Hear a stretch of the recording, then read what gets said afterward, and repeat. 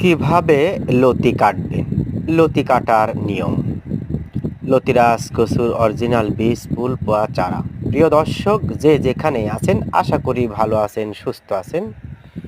আপনারা দেখতে পাচ্ছেন লতিরাজ কচুর লতি। প্রত্যেকটা গাছে প্রচুর পরিমাণে লতি বের হয়েছে। দেখতে পাচ্ছেন গাছের প্রান্তের দিকে একটি গিঁট রয়েছে। আপনারা গিঁট সহকারে লতি কাটবেন।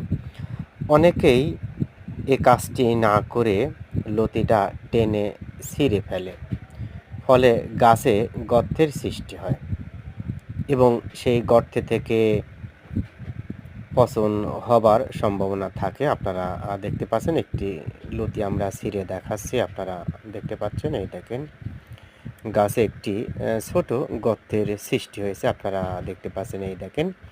অনেক সময় বিভিন্ন প্রকার রাসায়নিক সার বা কীটনাশক দেওয়ার ফলে এই গর্ত থেকে পচন সৃষ্টি হতে পারে এবং গাছটা নষ্ট হয়ে যাবে। যারা বাড়ি লতিরাজ কচু চাষ করেছেন অবশ্যই অত্যন্ত সতর্কতা অবলম্বন করে লতি কাটবেন। এতে করে আপনার লতিরাজ কচুর গাছটি দীর্ঘদিন যাবৎ আপনাকে ফলন দিয়ে আসবে। প্রিয় দর্শক, লতিরাজ বাড়ি এক চাষ ব্যাপক লাভজনক যদি আপনি সঠিক সময়ে সঠিক যত্ন নিতে পারেন।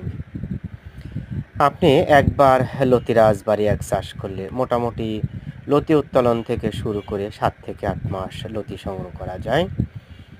লতির চাহিদা বাজারে অন্য যে কোনো সবজির তুলনায় ব্যাপক। প্রিয় দর্শক, আপনারা এক ধরনের লাল লতি দেখতে পাচ্ছেন। এগুলো থেকে আমরা চারা উৎপাদন করেছি আপনাদের প্রয়োজনে। দেখতে পাচ্ছেন জমি থেকে লতিগুলো কেটে এনে সুন্দরভাবে পরিষ্কার পরিচ্ছন্নতার পরে এমন দৃশ্য দেখা যাচ্ছে। প্রিয় দর্শক, ভালো বীজ ভালো ফসল। সুস্থ সবল বীজ থেকে যেমন সুস্থ সবল ফসল আশা করা যায়, তেমনি আপনি লতিরাজ বাড়ি এক চাষ করতে চাইলে অবশ্যই ভালো মানের বীজের জন্য আমাদের সাথে যোগাযোগ করতে পারেন। প্রিয় দর্শক, আপনারা দেখতে পাচ্ছেন লতিরাজ কচুর লতি।